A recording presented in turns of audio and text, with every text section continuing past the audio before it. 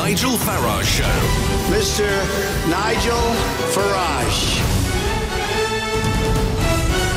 Thank you, Donald, and good evening, everybody. Well, it has been quite a day in Brussels. Mrs May and David Davis there to meet Jean-Claude Juncker for lunch, and late this morning it appeared that a deal had been done. A Belgian Green MEP, Philip Lamberts, told us that a deal was on the table that would mean that Northern Ireland would have to maintain regulatory equivalence with Southern Ireland. Effectively, Northern Ireland would stay part of the single market, virtually part of the European Union.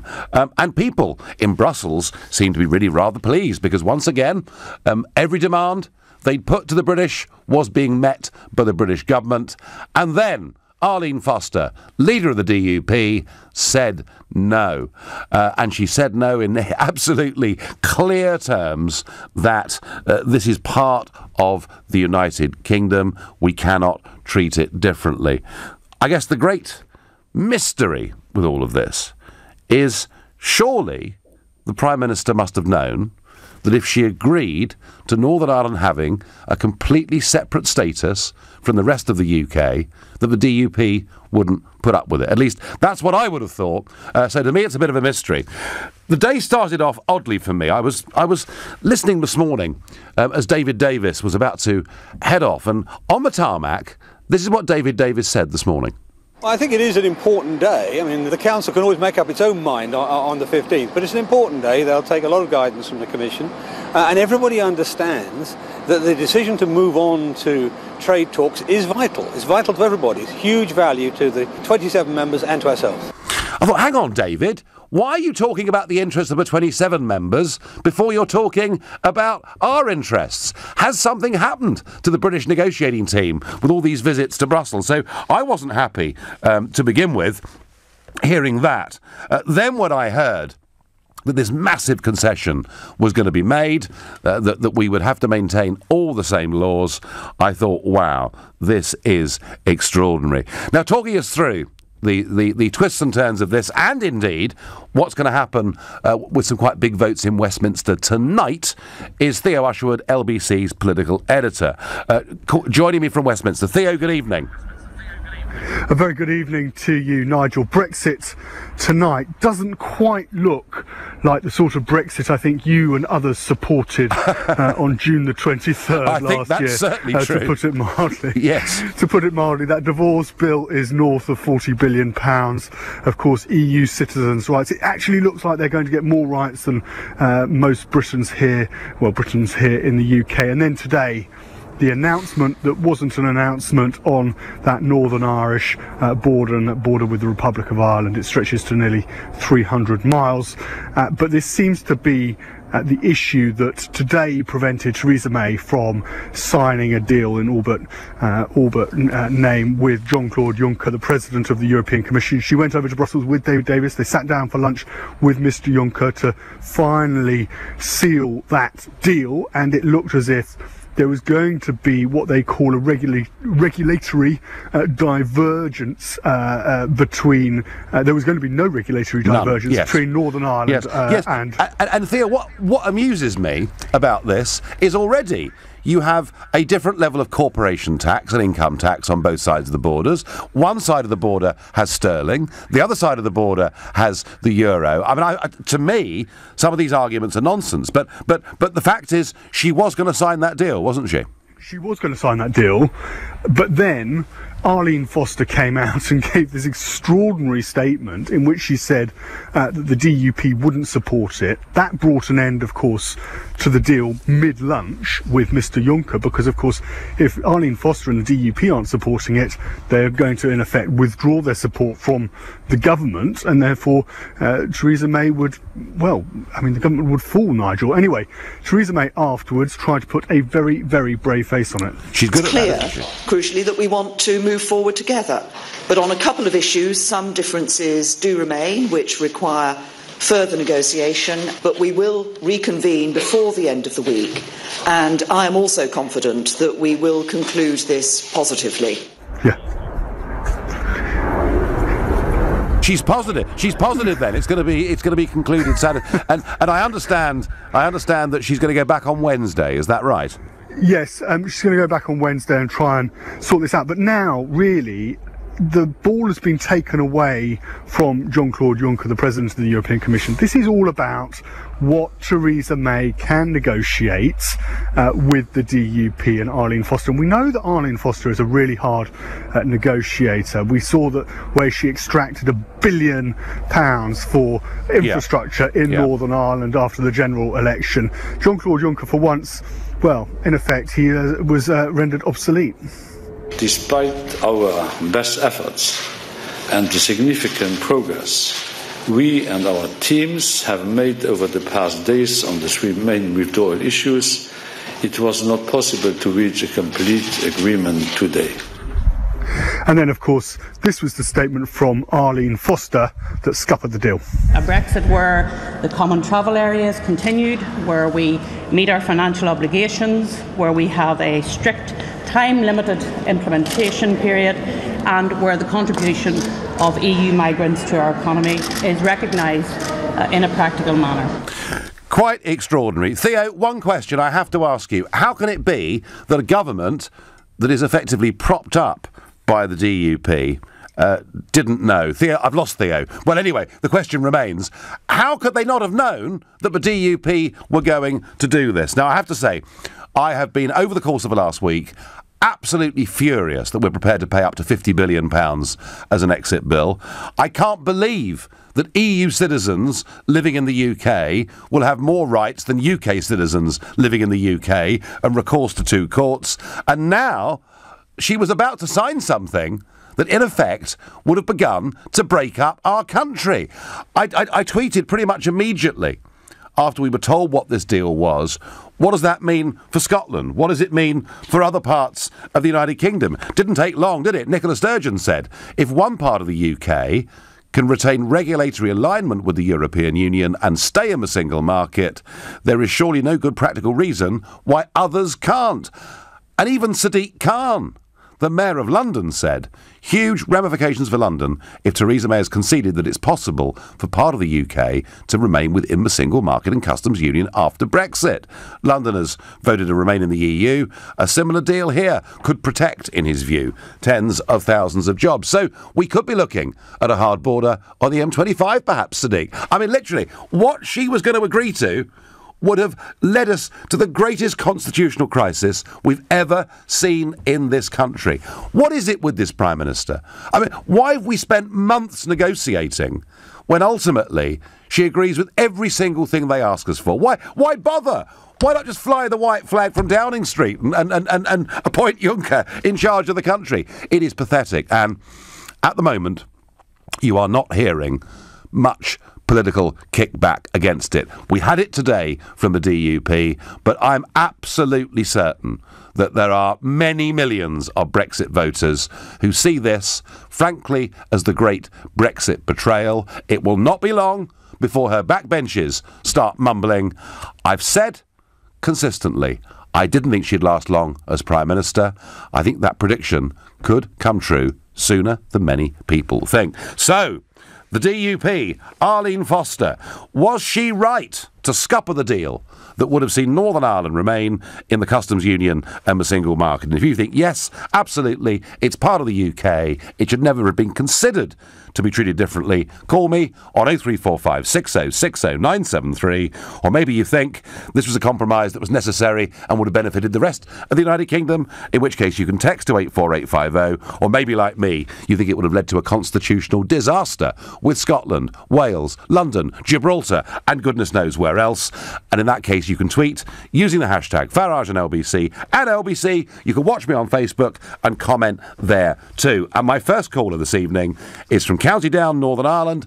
It's Cecil, who's a new caller. Good evening, Cecil. Good evening, Nigel. Were the DUP right today, Cecil? They were absolutely right, and I think the rest of our fellow British citizens should thank the DUP for what they did today, for doing two things. They put on hold, and hopefully they might even scupper the ridiculous divorce bill payment.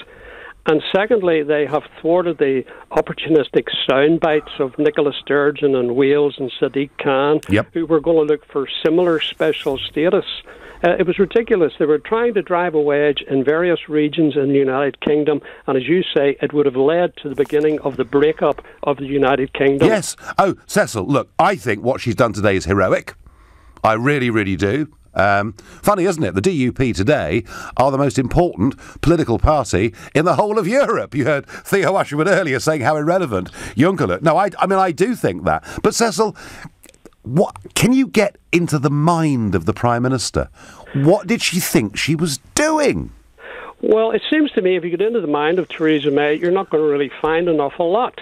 Right. It was ridiculous that she didn't consult with the party who are supporting her in government, because these people are unionists. The majority of people in Northern Ireland are unionists, and what was being proposed was a break between the Union of Great Britain and Northern Ireland. And that's why Varadkar and his mates were so happy that this was going to go through. Yes, you're talking about the Taoiseach, the Prime Minister of ERA. I mean, do you think much of this has been used now by Sinn Féin and the Nationalists as a means, effectively, of pushing a united Ireland a lot closer? Well, Sinn Féin have still got on the agenda a united Ireland. All that has happened is the methodology of obtaining that has changed, and they are still pursuing it. And to me, it is now the time for Mrs May and her negotiators to walk away and agree to world trade terms, or alternatively, agree to this no divergence. She won't do it, Cecil. She won't do it. But make it for the whole of the United Kingdom, not just Northern Ireland. No, absolutely. Cecil, I thank you for the clarity of that call. Yes, Nigel, I'd like to know why GB politicians are more concerned with EU rights than our rights, says Anne on Twitter. Anne, I absolutely get that. Nigel, before you start your sermon on the microphone, please tell the whole country what your solution to the Irish border is, says Dr. Ralph. Dr. Ralph, I will tell you. Quite simple. What the UK government should have done is to say we are unconditionally offering a free trade deal to continue with Ireland, and we're going to the WTO, who will back us up and support that, because that's their job, is to promote ease of trade, and we'll go to Brussels and say, because of political sensitivity, and after all, it's you in Brussels who keep saying you don't want the Good Friday Agreement compromised, we ask you in Brussels to make an exception for Ireland, whatever you decide to do with the United Kingdom for the rest of the EU. Put the onus back on them to do the right thing. But hey, you know what? That would take leadership. We haven't got any of that. You're listening to The Nigel Farage Show, exclusively on LBC. It's 7:15. Nick Ferrari at breakfast on LBC. To Metropolitan Police Commissioner Cressida Dick, you will be aware of what seems to be a growing row about a former Met detective, Neil Lewis, in which he's given details about what might or might not have been on effectively the Deputy Prime Minister's computer. Your reaction to this? Police officers have a duty of confidentiality. I believe that what this officer and indeed other retired officers appears to have done is wrong. Nick Ferrari at breakfast. With Hampton by Hilton. Book direct for the lowest price. Every weekday morning from 7, only on LBC. Because life should be more open to adventure. The Jeep Black Friday offer runs from now till December 31st. With the Jeep Renegade Longitude for just $195 a month, plus $1,775 initial rental, including touchscreen, Bluetooth and sat-nav. So escape Black Friday. Your adventure awaits at jeep.co.uk. Personal contract hire. Jeep Renegade 1.6 multi-jet longitude manual. 48-month term. 8,000 miles per annum until December 31st, 2017. Subject to status and stock availability. Participating dealers only. Who's Off helps you to easily manage your staff leave, holiday and sickness, no matter what your company size. Start your free trial today at who'soff.com. Sky TV customers, bring the magic of Sky Cinema home this Christmas for just £10 a month. Cozy up in front of your favourite classics, like How the Grinch Stole Christmas. Yes! With over 1,000 movies on demand to watch whenever you want. And get a new premiere every day, like Kong, Skull Island. That's a big one. So, that's Sky Cinema for just £10 a month. Search Sky Cinema. New 18-month contract. Further terms apply. Cara, joining video conference. Hi, Cara. Wow, check out your tan. Thanks. I just got back from Greece. Oh, nice. So, tell me, do we have 50 of this dress? App says yes, but I'll double check. Yep, I'll send you some pics. Fab. Want to do more in less time? Unified Communications joins up your landlines, mobiles, desktops, laptops and tablets to improve productivity. The future is exciting. Ready? Search Vodafone Business. Terms and conditions apply. Ambitious and determined to succeed. Study for a 2-year degree at GSM London for just £12,000. Accelerated degrees are a great way to progress your career faster. And they're awarded by Plymouth University. February places are available at our Greenford and Greenwich campuses. Enrol before January 15th. Text GSM to 66777. Or visit gsmlondon.ac.uk. GSM London. Have bold dreams. Special offer, conditions apply. Could your business benefit from cloud accounting? Sage Business Cloud. Get paid faster by issuing invoices on the move. Complete your VAT return in seconds. And link your bank account for a real-time picture of your business finances. See how Sage Business Cloud can benefit your business with a free 30-day trial of Sage Accounting. Visit sage.co.uk/free trial. Sage Business Cloud. Helping you manage everything from money to people.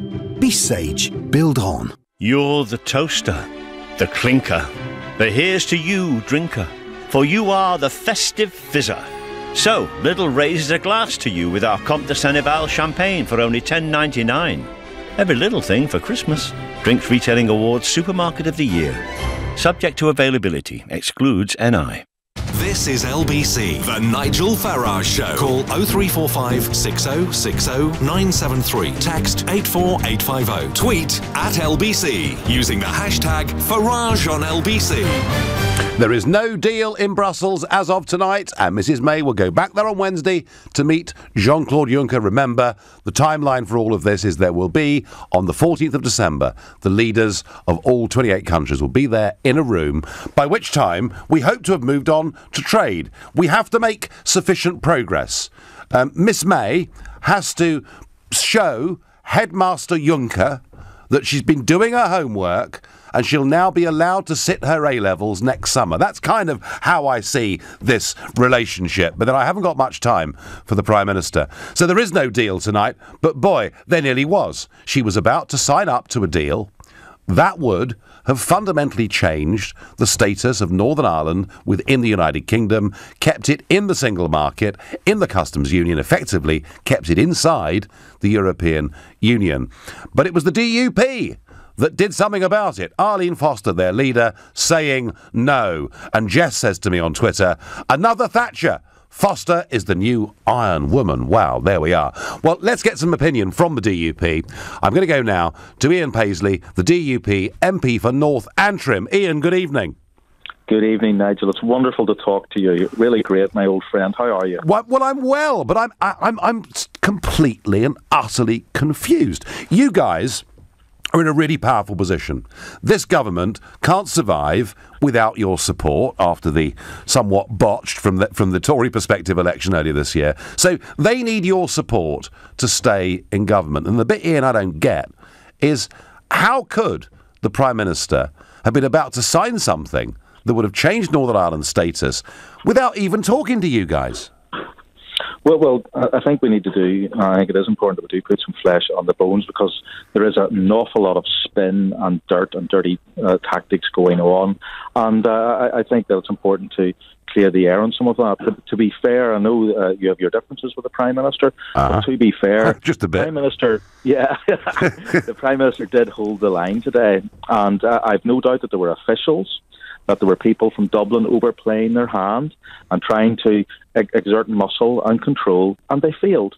And they failed for a number of reasons. They failed, first of all, because we are holding a very, very strong hand and we are holding a very strong line. But we also, as you will know, Nigel, Ulster men and Ulster women demonstrated their mettle today. We do not believe in knee-jerk reactions, in quick negotiations, and we're not pushover unionists. We believe in taking our time and getting it right, because one thing's going to be clear. When we leave the European Union on that glorious day every single constituent part of the United Kingdom is leaving on the same terms and the same conditions. There's not going to be a difference between Northern Ireland and the rest of the UK, because that would weaken the entirety of the Union. Scotland would clamour for the same arrangement. Wales, parts of London. Of course. A complete mess. It would be a spaghetti. It would be a disaster. But I mean, you mentioned the Prime Minister, and perhaps you've got some more time for her than I have. But I mean, did you think, Ian, when you were campaigning and you and I shared platforms in that referendum, did you think that as a result of us voting to leave, we'd finish up paying a leaving bill of nearly £50 billion? Well, we haven't got all of the detail of that yet. I'm prepared to wait until the end of the negotiations before I cast judgment. Now you're doing a brilliant job, Nigel, in terms of exposing and keeping pressure on them at that end. You'll know that my job politically is to make sure that, let's see where this negotiation goes. Let's put down our red lines privately as well. Let's work on issues and put on our influence and try and assert that influence behind the scenes. And then when the final deal comes, let's look at it. Now, I agree with you, and I agree with the other position. People do not want to pay any more than is due to the EU. But if there is something that we need to pay that is fair and reasonable and accounts for what we do actually owe, then I'm up for a discussion on that. I'm up for a fair deal, because in any divorce arrangement, there's always going to be some things which you don't like, but at the end of the day, we are leaving, and we're going to leave on the best terms to the United Kingdom. Well, I've got a very good view on this. If we don't get a good deal, Nigel, we leave and we go for WTO. That's my position. That's the position I've had for a long time, and that's where we need to be. But if that's where we need to be if this does not work out. But I'm prepared to go with these negotiations and try and get us the best deal. And remember, we've been in negotiations before. I often joke, I negotiated with the IRA and got them to support the police. That was a pretty good result. Now, I think we can negotiate with these European people and get a good result for the United Kingdom also. Does there come a point, Ian Paisley, where the DUP can no longer continue to support this government? You're kicking the ball too far down the line. That's unfair for me to answer that at this point. I think we have made it very clear that we support this government on a number of reasons. One, we want to have stability for the United Kingdom of Great Britain and Northern Ireland. We want to make sure that there's a political certainty for people going forward with Brexit. And we believe that, therefore, we will support the government in those terms. If the government backtracks on our agreement, on the principles that we believe we have established with them, that'll be a matter for them, and there's consequences. And I don't need to spell out those consequences. In fact, you know something, Nigel? It's better that it's never actually said. Okay, and Ian, finally, a great day for the DUP, in your opinion? It's always a great day for the DUP because we are the party of the people. But Nigel, can I just say this finally? I want to publicly thank you for your revolutionary leadership of this nation over Brexit. We shared platforms. You were the unpopular guy. You had to take the brickbats, and we got there. We had a great victory, and we're going to get this over the line. And I want to thank you for the. Well, that's kind of you, Ian. But that's kind of you. But I'm going to keep all the pressure up I can, because I want I want the Brexit we voted for. Ian Paisley, thank you very much indeed for joining me. Thank you. Ian was being nice to me, but Peter on Twitter says, Farage clutching at straws as he reports the Brexit news and the shambles that is laid bare. It's all now someone else's fault, apparently. All right, Peter, it's all my fault. I know most things are my fault. Ian Paisley there, I thought, being really rather diplomatic. Still very much being supportive of the Prime Minister. He says there were big attempts by Dublin, by people in the civil service to try and push the Prime Minister into signing this, and he was being quite generous there to Theo Usherwood, LBC's political editor, taking a completely different view and saying, the pen was out. She was about to sign until Eileen Foster said no. So, you pays your money, you takes your choice. All I can say is that she's given in on the idea that EU citizens living in the UK can go not just to our courts, but to European courts as well. She's collapsed over the amount of money that apparently she's prepared to pay, and I'm very, very worried under her we are not going to get the kind of Brexit we voted for, which is why I wonder whether she can survive. Stephen is calling me from Belfast. Good evening, Stephen. Hey, Nigel, how are you? I'm well. So, how does it look from your side tonight? What a shambles. What an absolute shambles. I mean, I'll lay my cards on the table. I voted Remain because I thought it was the right thing to do. But that's a debate for another day. We've had the referendum. we're leaving the EU. But I don't see how the Prime Minister can survive much longer. To not consult what is effectively the junior partner in government on such an important issue, and I'm no fan of the DUP by any stretch. Sure. But their position has never been unclear on the EU. They've always wanted to leave the EU, I think, from their inception back in the 70s. And for Theresa May I think what she was trying to do was embarrass them into agreeing with her by signing a deal and then telling them about it afterwards, and then they would be embarrassed into agreeing with her. She obviously does not know how the DUP operate, because that's not Interesting. Understand them at all. Interesting. Now, that's a very, very interesting analysis. And I think you're right, Steve. And I think, she wanted to sign it, say to them, look, sorry, chaps, it's a done deal. But, of course, if you rebel or withdraw your support from the government, there'll be a general election, and that ultra Irish nationalist, Mr Corbyn, could become Prime Minister. She thought she'd call their bluff, Stephen, didn't she? Yeah, I mean, again, I think it shows a real lack of awareness on the British government's behalf of how the DUP operate. I mean, all you have to do is look at their negotiating hand with Sinn Féin and previous governments in Northern Ireland to see that these guys, they stick, like, as I say, I'm not a fan of them, but I have a bit of grudging respect for them in the sense that they stood their ground and they made the Prime Minister of the United Kingdom and of Great Britain and Northern Ireland change her position in high-level talks with the senior officials in the EU, and they only have 10 MPs, and there's no functioning devolved government here. Theresa May has scuppered herself with the recent election, and now the DUP hold all the cards, and that's her own fault. So you think, Stephen, from your knowledge of Northern Irish politics, that what happened today was entirely predictable because that's how the DUP do business? Absolutely. I mean, the DUP have never been unclear about their position about leaving the EU, and that they are staunch supporters of the Union, and no one can doubt that. And to have Northern Ireland treated differently than the rest of the UK in this sense goes completely against their entire ethos. Yeah. And I think it was a real. I think it was a real blunder. Yeah. No, terrific, Stephen. Thank you. Very interesting analysis there from Northern Ireland. Stephen, who's not a supporter but knows the DUP. And admires them at least for their principles. They stick to their guns, something Mrs May clearly underestimated. Lorraine says, well done, DUP. I'm sure there are many others. Alan says, well done, Eileen Foster. May should resign now. She's tried to sell our country short again. Well, I've no doubt in a moment there'll be lots of you telling me that Eileen Foster was wrong. And you can do that by calling me on 0345 6060 973. You're listening to The Nigel Farage Show, exclusively on LBC. It's 7:30 and time for the news with Moira Alderson.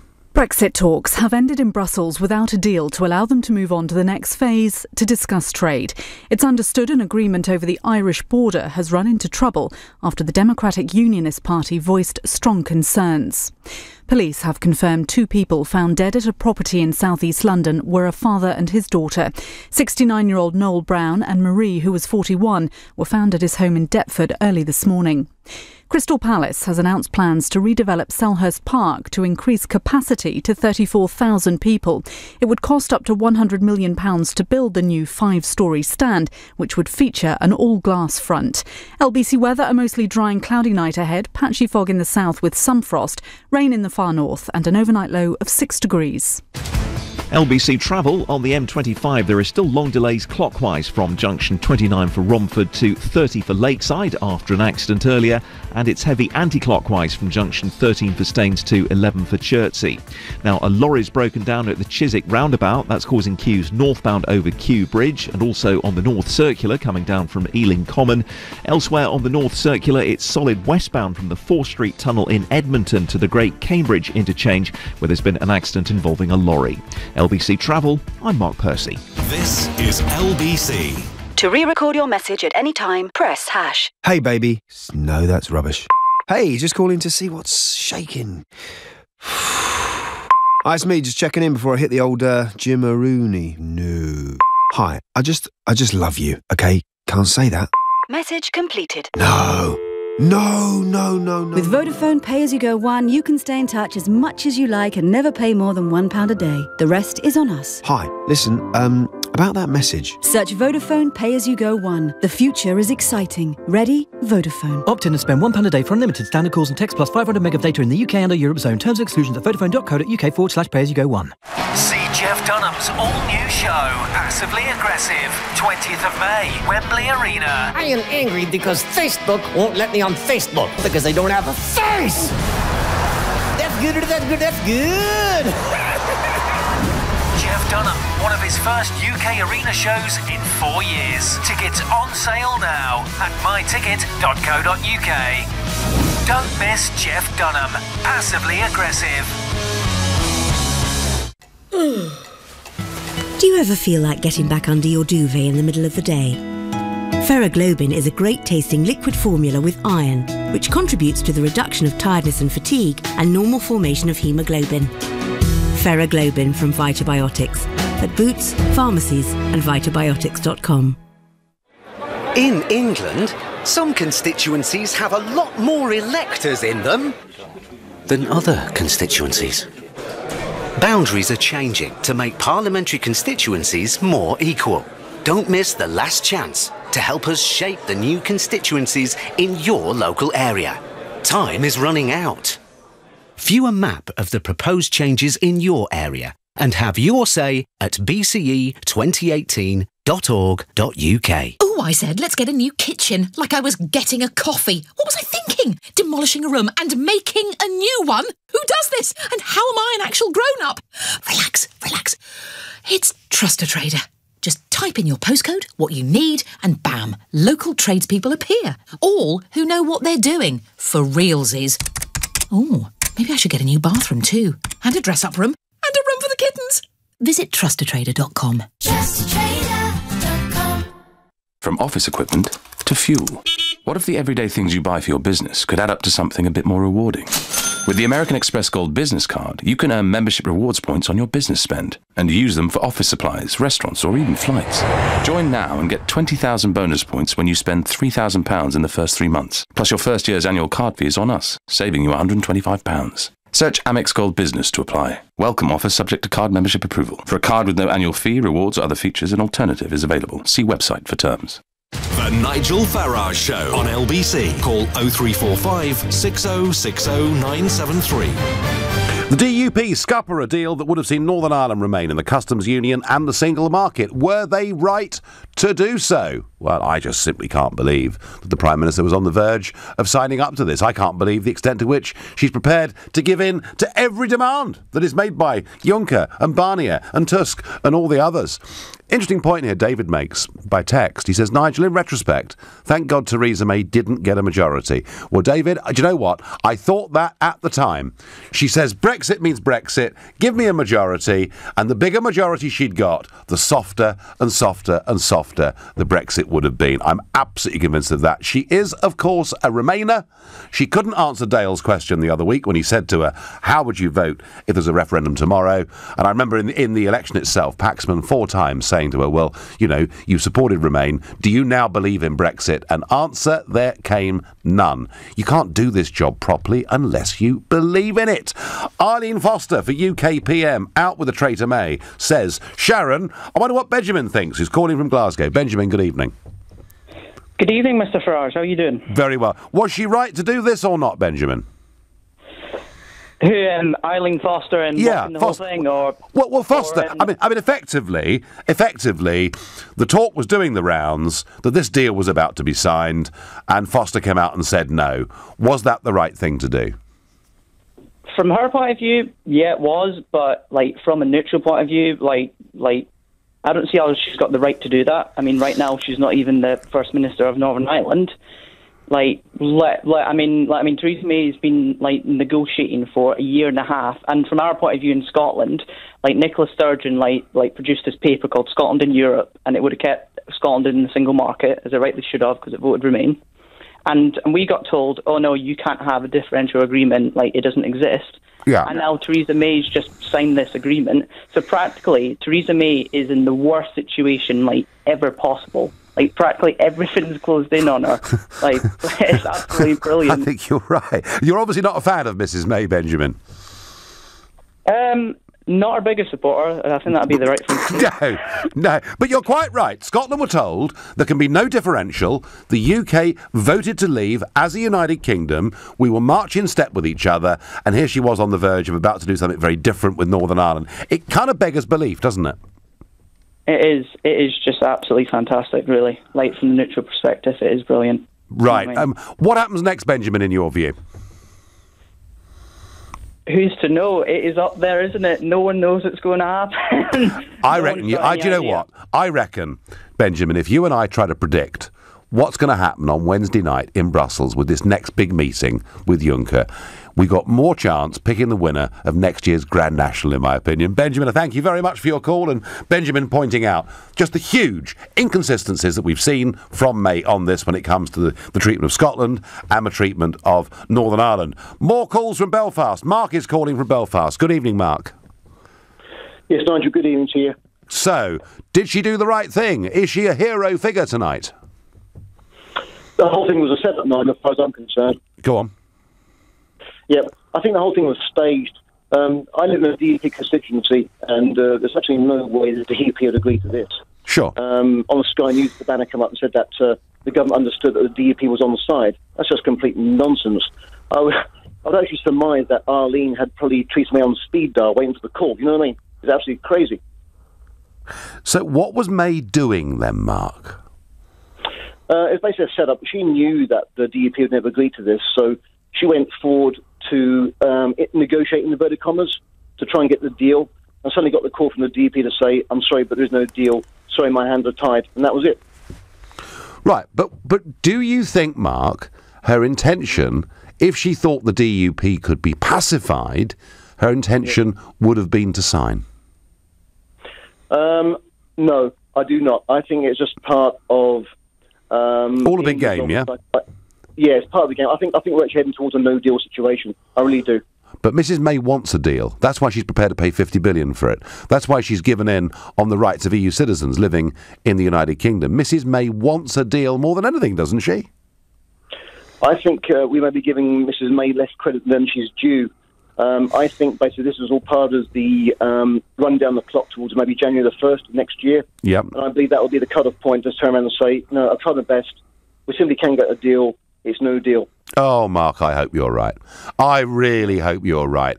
I hope Mrs May is this deep Machiavellian figure, who appeared to be generous at every stage of these negotiations, but really had the ulterior motive of getting us out for a clean Brexit, and it's going to be our New Year's sort of Happy New Year gift.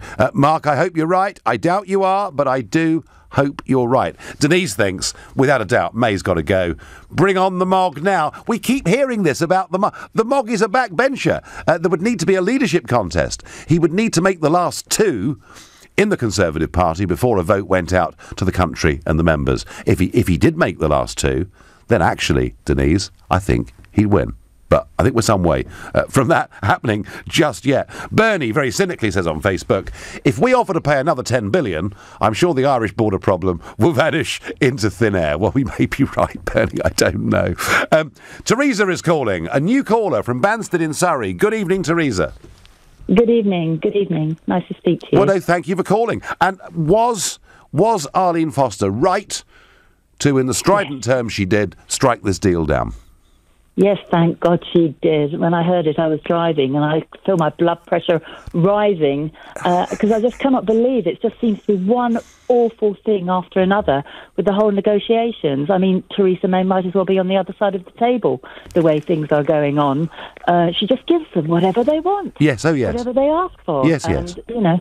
And I just think it would have been an absolutely disaster, and I just want the backbenchers, the Brexiteers, to stand up and let her know what's for, and for her to remember what happened to Nick Clegg when he renegaded on his deal, and how I will never in my life vote Conservative again if she mucks this up. Well, she is. I think she is mucking it up, Teresa, and clearly I can tell that you're a clean Brexiteer. And I'm not going to use hard and soft Brexit. They're the words of the other side to try and confuse things. Just Brexit. But Teresa,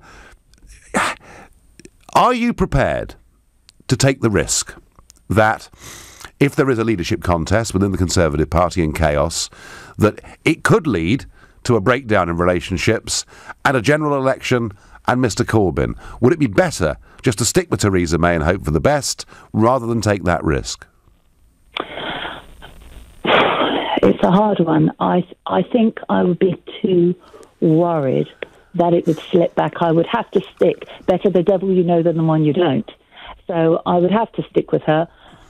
See, it's funny, isn't it, you see, because you're on the phone telling me you can't stand what May's done, she's surrendering everything, it's time the backbenchers stood up, and when I put it to you, should we get rid of her, you worry about the risk. And that actually is why she's still Prime Minister, because almost everyone I talk to in the Conservative Party says exactly that. Look, she's bloody hopeless, but, we haven't got much choice, because if we go for a new leader, there might be a complete breakdown in parliamentary support, and there could be a general election. I don't know. Anyway, Theresa, I thank you for your call, and I promise you, folks, Theresa is one of millions. They voted Brexit because they believe in it, and they simply, under this Prime Minister and the current direction, are not going to get it. Kevin says they will do a backdoor job on Wednesday, Nigel, and sell Ireland down the river. Well, I tell you what, Kevin, if they try to sell Northern Ireland down the river, I think she's met an implacable opponent in Arlene Foster. I think they've got a real problem now. Look, a lot of this talk about the Irish border is nonsense. Already we have differentials of currency, differentials of tax. This is not difficult to sort this out. I think, frankly, the people who want this to be a problem have been the European Commission themselves from day one. Patricia is hopeful and says, could it be a wind-up so that we can walk away? I really hope that's true, Patricia, but I don't see it. Joseph is calling from Sheffield. Joseph, was she right to do this? Yeah, she was absolutely right, Nigel. It was the right thing to do. She was a strong woman, and I'm proud of her, and she should be the one negotiating Brexit, in my opinion. Oh, so the Prime Minister should sort of step aside, should she really? Yes, she should be drafted into the Brexit negotiating team, and Foster should be taking charge. She did what she was meant to do, and she saved the economic integrity and territorial integrity of the United Kingdom. Well, I have to say, I don't disagree with a single word of what you've just said in terms of the integrity of the UK. You're absolutely right, Joseph. Joseph, were you a Leave supporter? Yes, I was, and I tell you what's surprising, what dramatic happened to me, Nigel. Today I was watching everything unfold, and I was really sad, and I went down on my knees and said, God, please let Northern Ireland come with us. Let them not be sold down the river. Yeah. And God said to me, we are going to come out stronger than ever before. And within minutes, I saw Foster coming. Well, Joseph, all I can say, man, is keep praying for Brexit, because it worked today. Joseph from Sheffield, you're a star. You're listening to the Nigel Farage Show, exclusive in LBC. It's 7:45.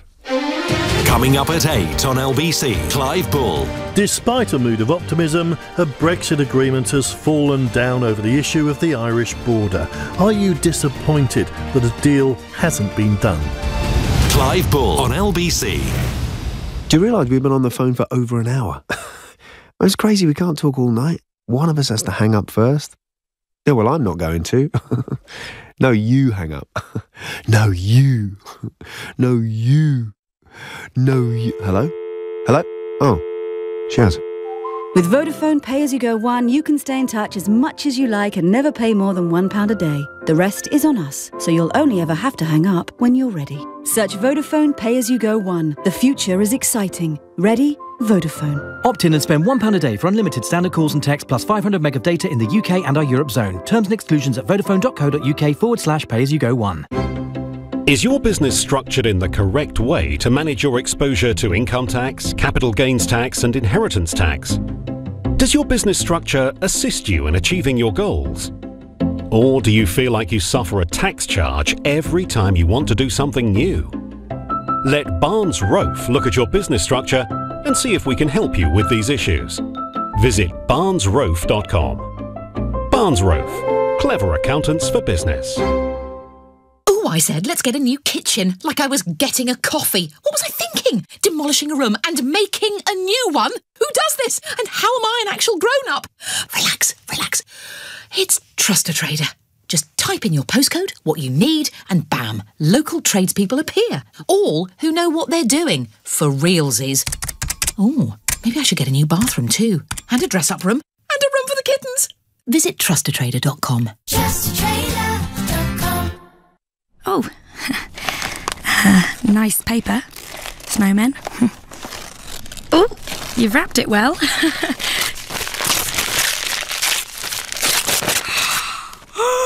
No way! I have wanted this fitness tracker for ages. How did you know? Surprise them with something thoughtful this Christmas. Free delivery on over 10 million new items. From the sharpest fashion to the techiest tech. eBay. Fill your cart with colour. You are the centrepiece show-off. The steady-handed brandy pourer. The match lighter.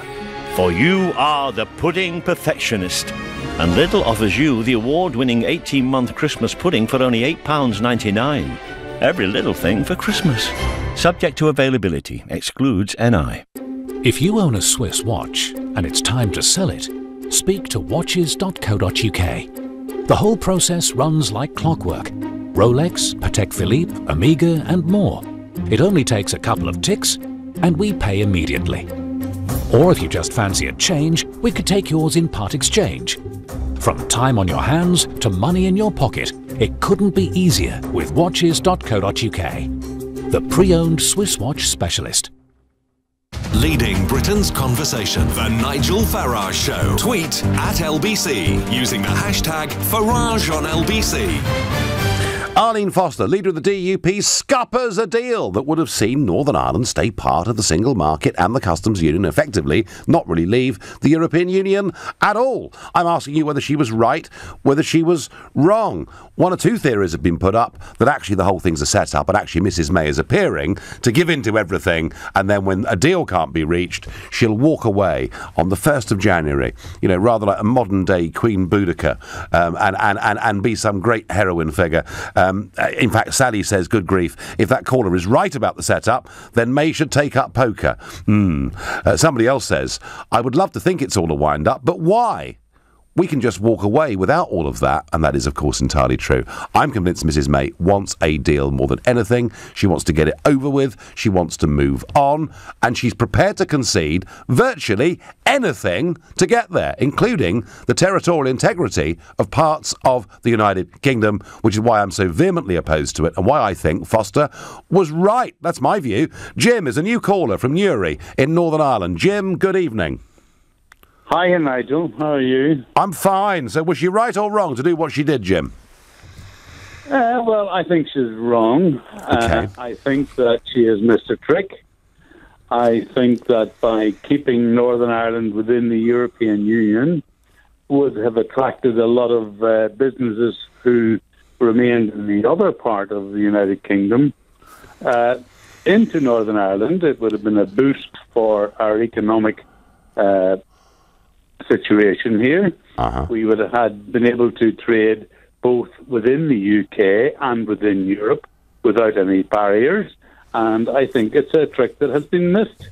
Okay, Jim, I mean, there is that view that the European single market is good for business.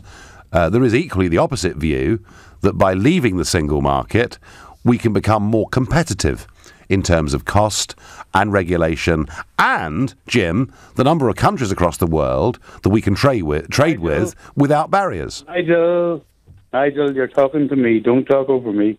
What I'm saying is... I'm not, Jim. I'm just saying to you. I'm just saying to you. There is another point of view on this. Sorry, don't talk over to me. What I am saying to you is that having a UK company internationally based in Northern Ireland would give you the best of both worlds. You would be able to trade globally and you would be able to trade within the EU. And that, to me, would be a big advantage to many companies within the UK. But, Jim, if Northern Ireland was to stay part of the single market and the customs union, and the United Kingdom, without Northern Ireland, was about to embark over the course of the next 5 or 10 years on a whole series of new trade agreements with America, India, Australia, Canada, and goodness knows where else, surely in that situation, Northern Ireland would find herself left behind. No, what I would have is I would have a base in Manchester and a base in Belfast, Fair enough. and I could play both cards. Yep. Yeah. And actually, isn't that what international businesses do anyway? They domicile themselves all over the place. They do it for regulatory reasons. They do it for tax reasons too. Jim, thank you. Interesting point of view. Jim says it could be a benefit for Ireland staying in it in terms of investment. And he makes the point. You could have companies set up all over the place. Interesting. I'm not sure that's the view that Arlene Foster takes, though. Hugh is calling from Maidenhead. Hugh, what do you think about this today?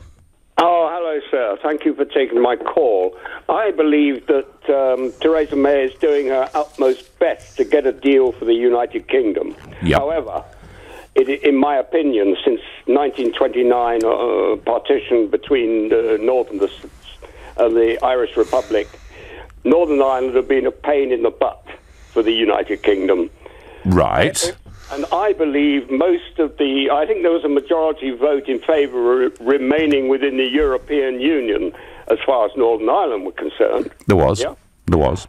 Therefore, if they've got to make a choice, they want to be part of the United Kingdom, go along with what the United Kingdom wants to do. If they want to be part of the European Union, then it's about time they negotiated with the Irish Republic to become part of that republic. That would get them what they want. In other words, they stay within the European Union and would leave the problem of this wretched border solved.